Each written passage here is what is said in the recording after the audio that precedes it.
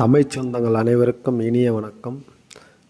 இன்றைய இலக்கியச் சுரங்க நிகழ்வில் சிறுபஞ்ச மூலம் இதை யார் எழுதுந்தோம்னா காரியாசன். மனித வாழ்வை செம்மையாக்குபவை அறப்பண்புகளே. காலந்தோறும் தமிழில் அறக்கருத்துக்களை கூறும் இலக்கியங்கள் தோன்றி வருகின்றன. அவற்றுள் ஒன்றுதான் சிறுபஞ்ச மூலம் என்னும் நூல்.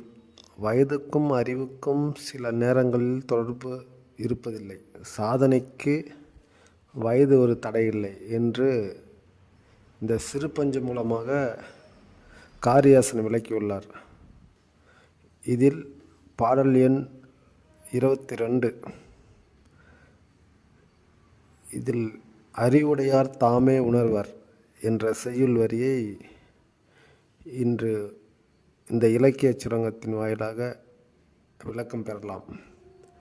பூவாது காய்க்கும் மரம் உள நன்று அறிவார், மூவாது மூத்தவர் நூல் வல்லார், தாவா விதையாமை நாறுவ வித்து உள மேதைக்கு உரையாமை செல்லும் உணர்வு.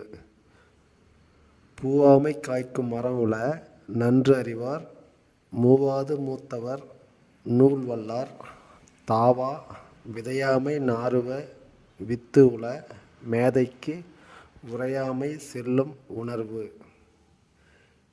இந்த பாடலின் பொருள் என்ன அப்படின்னா, பூக்காமலே சில மரங்கள் காய்ப்பதுண்டு.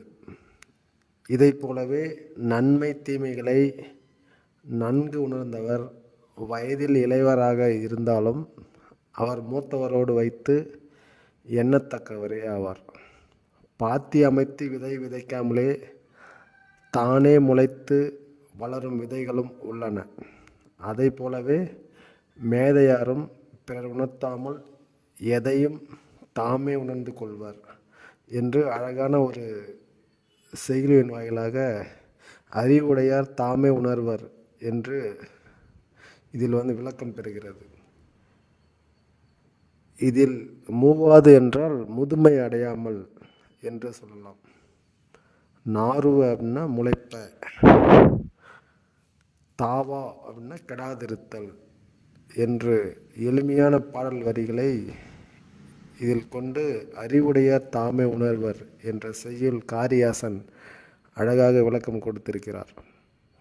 பூவாது காய்க்கும் மரம் உள நன்று அறிவார், மூவாது மூத்தவர் நூல் வல்லார், தாவா விதையாமை நாறுவ வித்து உள மேதைக்கு உரையாமை செல்லும் உணர்வு.